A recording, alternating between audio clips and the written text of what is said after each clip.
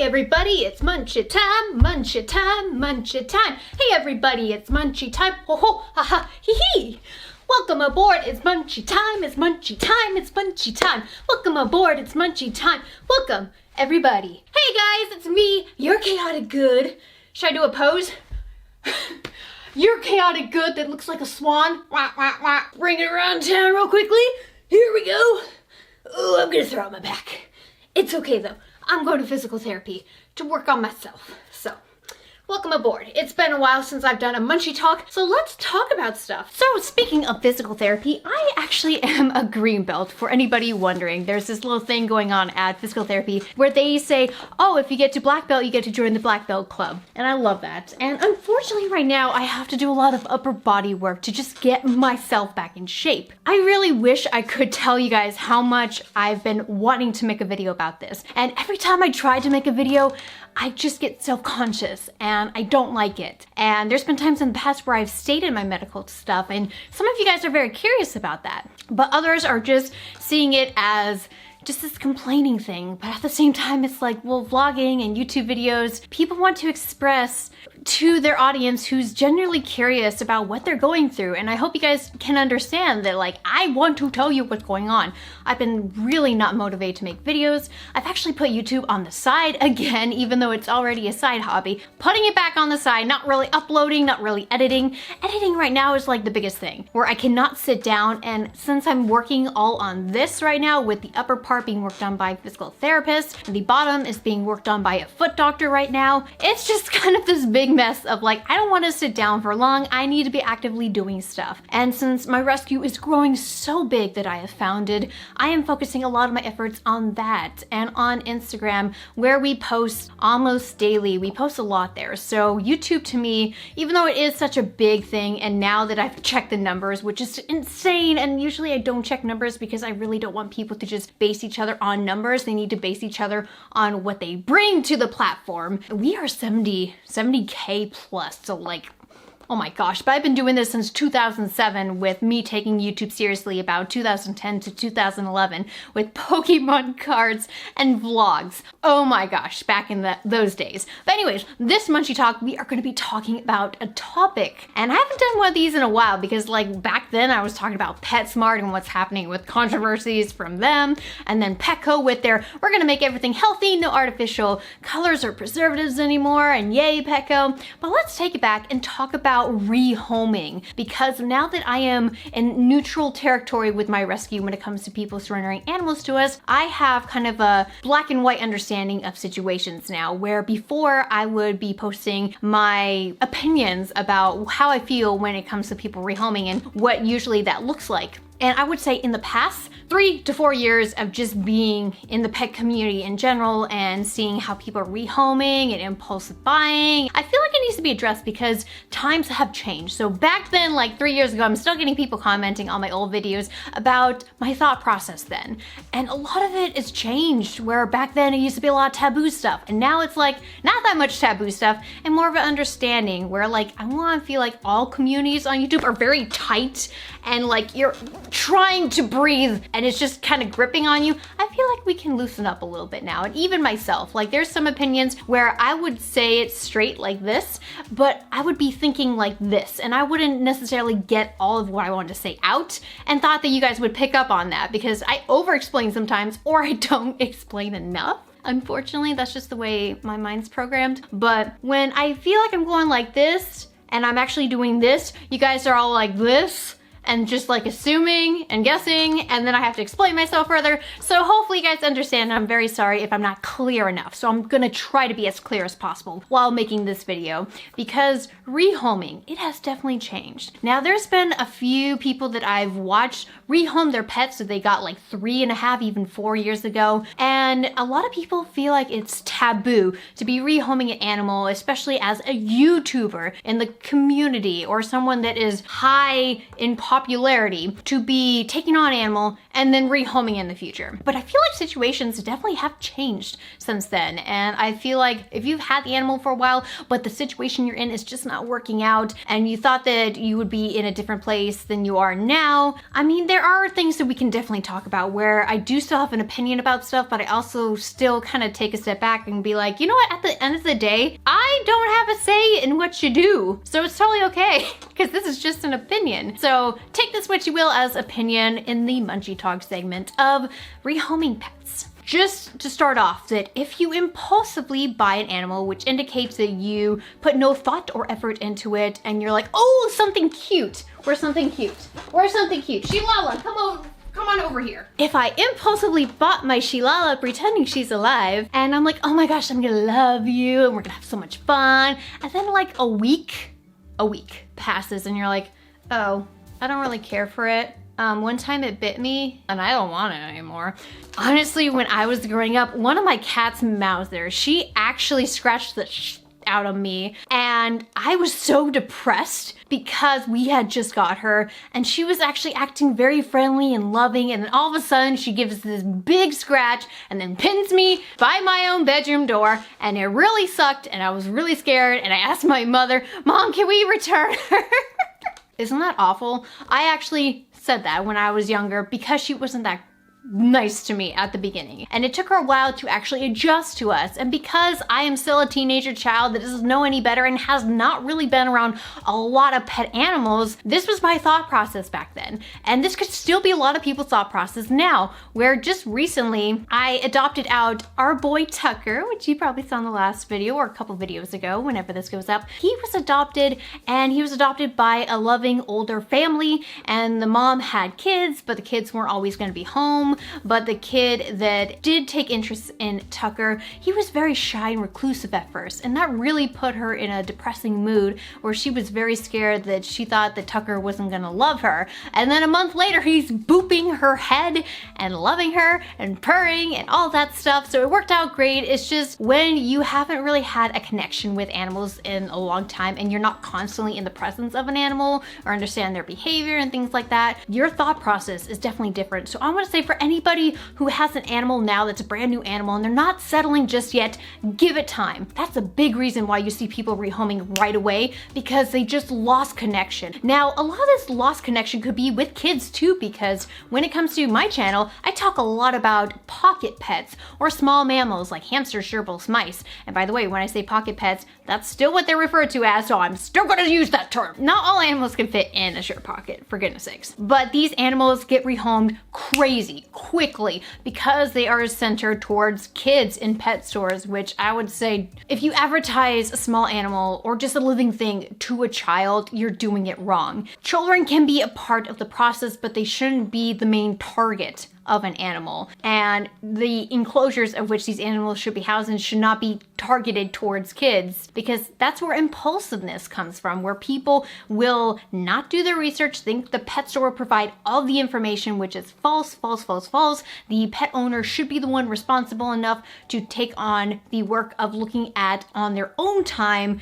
research for this animal, what this animal needs, and have everything set up in home first before they go out and purchase an animal. And there is some pet stores out there, applauding for those of you who do this, who say, hey, are you set up now? Let me set you up now, and then we'll sell you an animal at a later date once you're all fully set up at home. Or sometimes people say, come back tonight or tomorrow when you're all set up, and then we can sell you this animal. But not all the time people do that, and they're given this information that is very misleading. And what happens is, when a child sees an animal and they see the enclosure it comes in, they get very ecstatic and they get very hyper and energetic, and they have this expectation of the animal before they even receive the animal. And then once the animal is here, they lose interest in it. So I really still hate the fact that people unfortunately impulsively buy an animal or do not discuss with their child that you must give the animal time to come out of its shell, work with that animal, etc. It's just a lot of people are not putting effort into it, I guess is where I'm coming from. If you impulsively buy an animal and then rehome it without giving it time, without giving it the right stuff, without even wanting to do further research on it or research beforehand, I don't like that. I do not like that mindset. That mindset is dangerous in the pet community. And I feel like that is a bad reason to rehome an animal. When you take on a living thing, it is your responsibility to make sure that it is properly cared for and that your animal is a commitment. There is certain things out there, which I am going to get to, don't worry about it, where it is appropriate to rehome an animal. So let's talk about that next. Second one is going to be moving. There is times when at the rescue we've been told, hey, I'm moving, I can't take this animal with me. And you would think, oh goodness, couldn't they look for a place that like could take the animal? That's one thing. We try to push back, at least at the rescue here and other places too, other rescues in Washington State, where they say, hey, before you try surrendering this animal, have you done this first? Have you looked for this? Have you looked for financial help for you and your family right now if you're going through a lot? Or have you looked for pet-friendly apartments, where some pet apartments will say cats and dogs are fine, but rodents, they don't like at all, like mice and rats and ferrets for some reason, but I guess maybe it's because they're really messy boopers. If you are, say, for instance, moving to a place like a state like Hawaii, which does not allow these specific animals, or a place like in California, you're not allowed to even own a ferret, you have to find a place for them to go. And that's the hard part too. If your job moves you across places and you don't see this coming, or like if you have a family death and you have to spend time with your mom who's back in California when you're all the way up here in Washington State, it's totally understandable because you want to be with family, and family does come first, and the pets do definitely come first. If you could move your animal safely to the place of which you're moving to, and you've looked into it and there's still not a good conclusion to move the animal with you, it's a good idea to rehome. And I feel like if you have the knowledge of this animal, and you could easily find someone with the same and similar knowledge or better, where they're like, oh hey, I would love to take care of this animal, here's my experience, and you're like, wow, okay, they understand the animal, I feel confident enough to just rehome it. Versus someone that's like, I'm just gonna rehome it to whoever inquires. I mean, that's a little bit irresponsible, and I don't like that at all. But for people who absolutely try to move with their animals, thank you. But for those of you who cannot move with your animals, there is just this gray area where it's like, this really sucks. There is these people that cannot move with their animals. And we actually had a surrender of gerbils where unfortunately they could not take the gerbils with them, and they were moving to Hawaii, but they felt like it was with great interest to the animal that they surrendered them to us at Munchie's place. And I'm totally okay with that. I feel like, you know, a couple years ago, maybe I would have said like, you know, if you're moving, just take your animals. But now I'm like, oh, there's instances where like the place you're moving to will not allow you to have them. I want to say my opinion on that has definitely changed. But let's talk about when people get caught with animals that they're not supposed to have. Now, first of all, if you are under new management and then they suddenly say, oh, hey, I don't want you to have this animal now, it should be in your lease you signed that the animal is protected. So if somebody's trying to boot you because of that, oh, fight it. Fight it a lot. But if your animal is not signed with your lease and you don't disclose it in your files of your apartment or maybe the home you're renting, they do have the legal mindset to boot you if they catch you owning this animal or if they find out at all. So just keep that in mind. But for people who intentionally bring an animal that they know is not allowed, and then the apartment finds out and they're like, oh my gosh, I have 3 days. I have to like push this on a rescue or shelter or try to get somebody to just take this animal, and I don't really care where it goes. I mean, that is awful. That mindset right there, I absolutely hate. So if you are living in an apartment complex and your apartments are okay with, you know, small animals such as hamsters and gerbils and maybe fish tanks and stuff like that, because some apartments are kind of iffy still on tanks and some are okay with it. You just got to make sure that it's okay. And there's some people that will tell me at the rescue that, oh, I then found out that we weren't allowed to have this animal, even though it didn't say anywhere on pets not to have in the apartments this type of animal. But for some reason, they're like, oh, yep, this animal is now included. I mean, that really, really sucks. And that's understandable if you have to get rid of it due to a change in the lease or management and things are just not written down and they find out. So for those of you out there that just really don't know, look into it. This is an opinion that has not changed, but if you have medical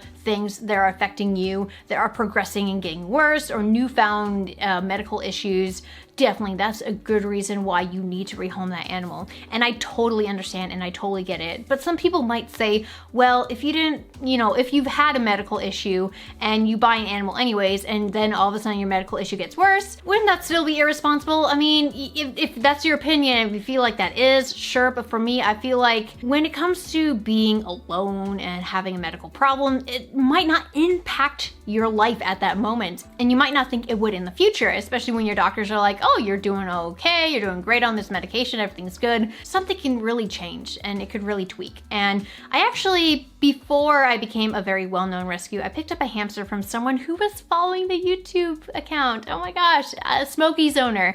And she was so happy that I was the one that inquired and that I was the one that was taking Smokey away.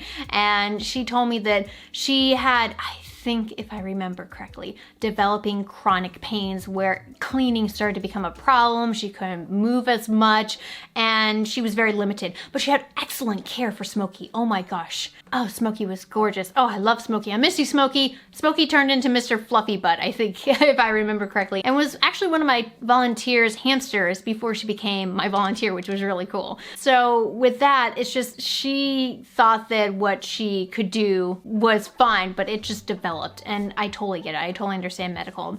Now, the death of a family member. Definitely, I would say if you have a death of a family member and you have to be there for your family, go for it. If your mom develops Alzheimer's and it's progressively getting worse and you feel like you're not going to be spending enough time with your hamster, gerbil, mouse, etc. But what I don't like is people impulsively getting an animal and then just abandoning it a week later or a month later.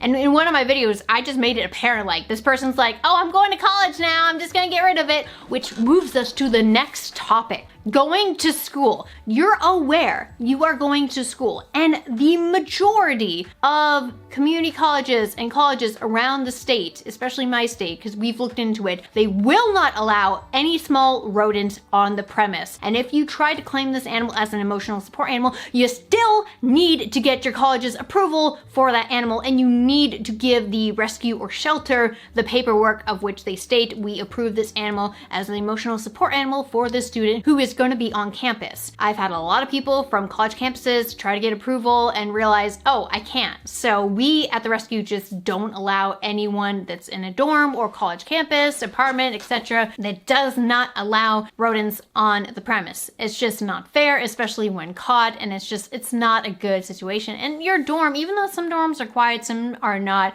I feel like that would just not be a good environment in general. But it could be the dorm's quiet and it could be your roommate's quiet. But I feel like in a dorm, it's not really appropriate. I feel like when you have your own place, or if you're still living with your parents and they're totally okay with it, do it then. But I feel like at college, you want to stay focused on your classes and what you're taking. But I understand the need for wanting a companion and wanting companionship, but I really want to encourage people to at least think about it before trying to go out and get an animal while being on college. However, in other states, they might allow small rodents, but here in Washington, a lot of them, except for one, I think. One, I think, was okay with it, but the person did not follow up with the approval from their board, their college board, but mostly they don't allow them here. So when it comes to school, and if you know you're going to school, don't get an animal. Like if you're going to school in a year and you're like, oh, I'm gonna get a hamster, don't get a hamster, because you might not know if you can actually have your hamster be accepted to your school or not as you're attending it. And I really don't feel like it's fair to your parents to just leave your animal behind, because a lot of the Craigslist ads I've seen in the past and people who I've talked to trying to surrender animals to us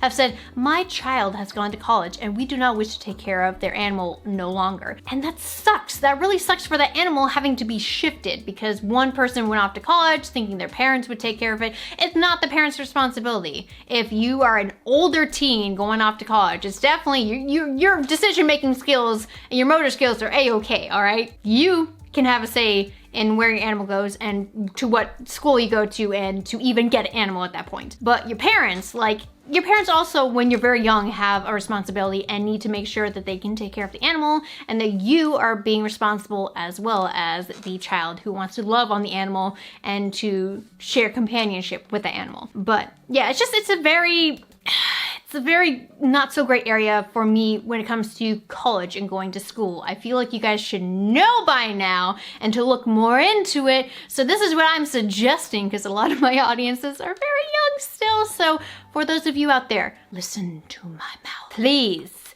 don't have an animal and then go off to college without it. Please do research on your colleges in areas or the college you want to attend to make sure you can add your animal.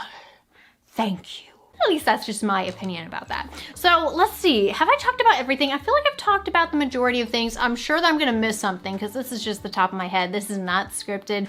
I don't have anything but like my PT paperwork beside me. I feel like I can end this note on like maybe talking a little bit about YouTubers and rehoming their pets, or maybe rehoming their pets that you feel like is not a good fit in your current life. And this is what sucks. A long time ago, there's a lot of YouTubers that were just getting animals left and right here. And they were saying how many animals they had. And that really did draw in a lot of people because they were very curious and they were interested. But I think a lot of people realized that after that kind of trend that was going on, that a lot of people were just not interested in these animals anymore, or they did not predict how much time it took like each day to take care of all of these animals. And this is also one of the reasons why I didn't ever make a video on it, because I just did not like the trend, because it does still promote people to like want to achieve that. And I see the comments saying, oh my gosh, I want to achieve what you achieve. And I can tell you right now, as a rescue who had like 39 animals in that pet room right across from this room, I can tell you it gets very overwhelming very quickly. So you have to set your limits. And some people were just not setting them. So back then, people were seeing this as taboo. But now people are kind of understanding that like, hey, if I have this animal, I'm definitely gonna keep this animal, but I'm not gonna keep any more after this animal passes. But there are some people that said that they rehome because they felt like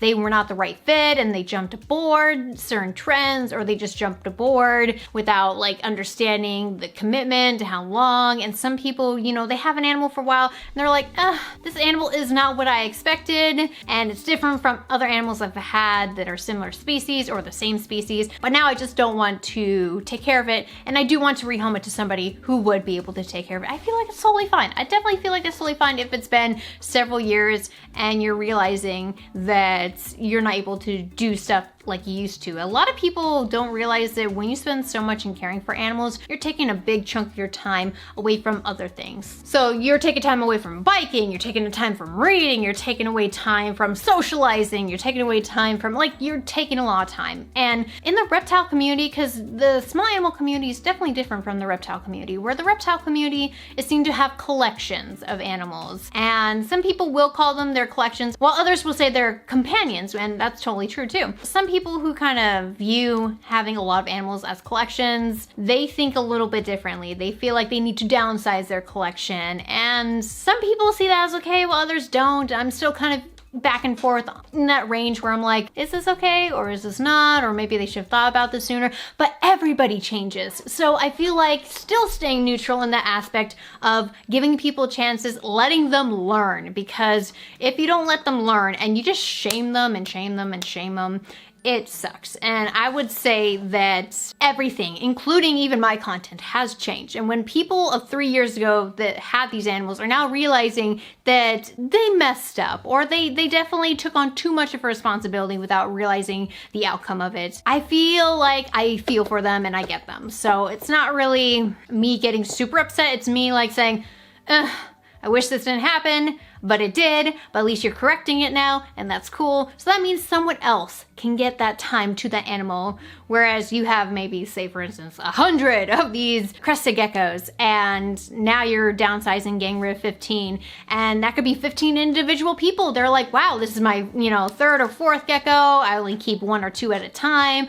and they can spend a lot more time with that animal versus like you trying to take care of 100 geckos. It's kind of like that, where it's just like, it's still a good positive outcome when it happens like that. That's my opinion on it. All right, here we go. Ending the video now. hopefully I make sense. If I don't, I'm sure I'm gonna hear about it in the comments down below. But thank you guys so much for today's Munchie Talk discussion of rehoming in 2021, pets and animals and so on and so forth.